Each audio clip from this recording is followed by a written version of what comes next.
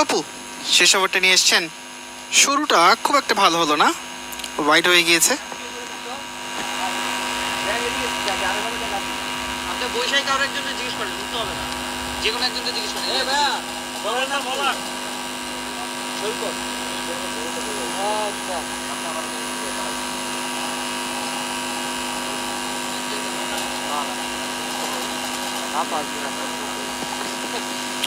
Mehedi Hasan Saikat down the উইকেটে এসে খেলেছেন।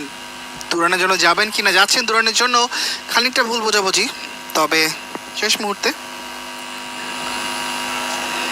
একটা নিয়ে সন্তুষ্ট থাকলেন।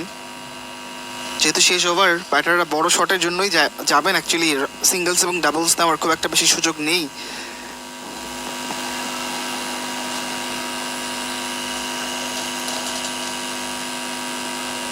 এবারে খানিকটা ওয়াইড ছিল, লেট মুভমেন্টও ছিল সৈকতের কাছ থেকে।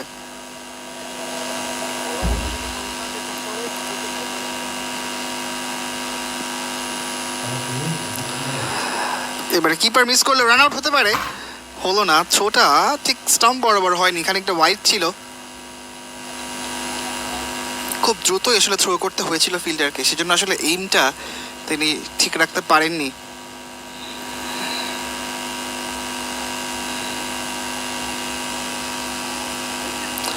আবার ডাউন দ্য লেগ সাইড।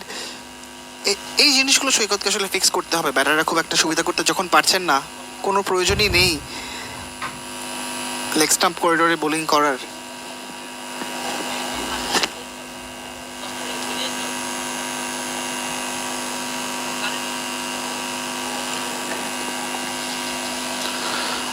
এবারে straight to the fielder, run out হতে পারে, সম্ভাবনা হয়েছে রান আউটের, এবং রান আউটই হয়ে গেলেন হাসিব। যেটি বলছিলাম যে খানিকটা মিসকমিউনিকেশন কিন্তু হচ্ছে, তবে সেটা নিয়ে খুব একটা চিন্তিত হওয়ার কারণ নেই, কারণ সিঙ্গলস এবং ডাবলসের চেষ্টা করবেন না ব্যাটাররা, তারা অবশ্য সেই চেষ্টা করলেন এবং রান আউটও হয়ে গেলেন। সব মিলিয়ে চিন্তা করার কারণ বোধহয় রয়েছে এই পরিস্থিতিতে, বলতেই হবে।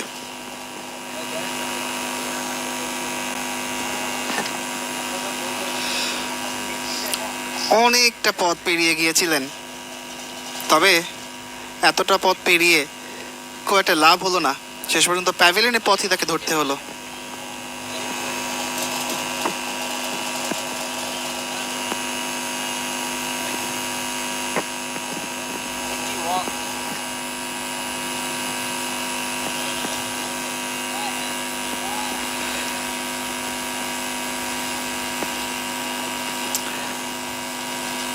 for 9, 81 উইকেট হারিয়ে কারেন্ট রেটটা ঠিক T10 সুলভ নয়। একটা লো স্কোরিং এফেয়ার আমরা দেখতে পেলাম তৃতীয় ম্যাচে। এবারে ভালো shot, straight down the ground,